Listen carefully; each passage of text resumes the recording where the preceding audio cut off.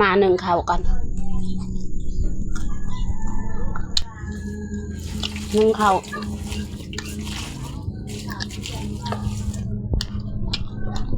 หนึ่งเข่า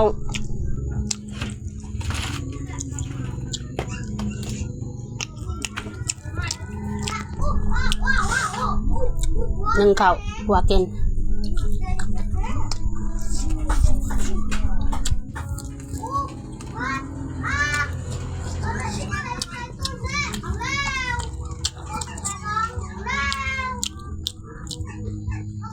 แล้วหนึ่งเข่ากับ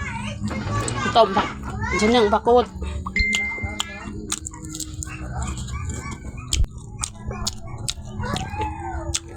หนึ่งผักกูดกันเรามีแนวกินซื้อก็เมื่อก็มีเงิน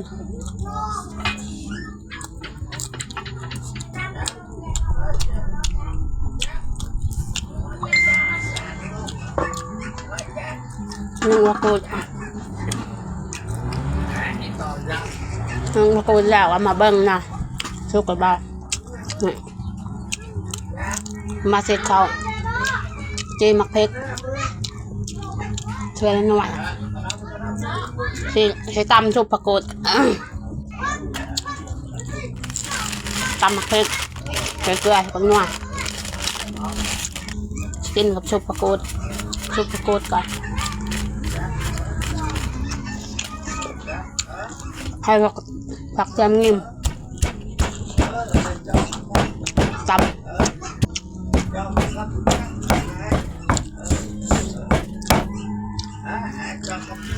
ตำนะสุกกุด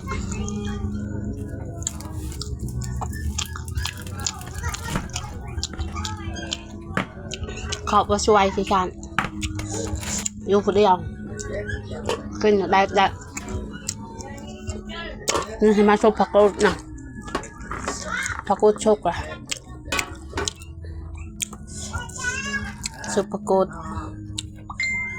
แจวตำแจวใส่ปลาแดกมันดำแล้วก็ จีกผักกูดก่อน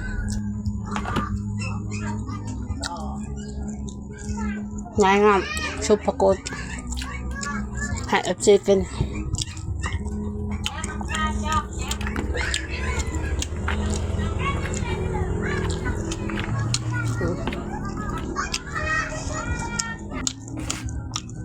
ชุบแล้วปะมันจะกินข้าวกินเลยชนกินชุบผักกูดเด้อทุกคนแซ่บอันนี้แบบ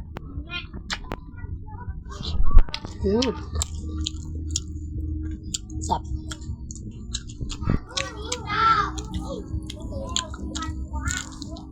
แซ่บก็แซ่บเอาว่าเลย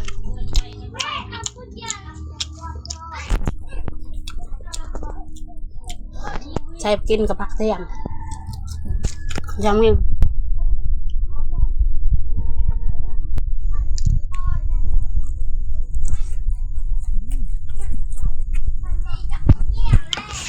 คืนเมาเบียร์เงียบชง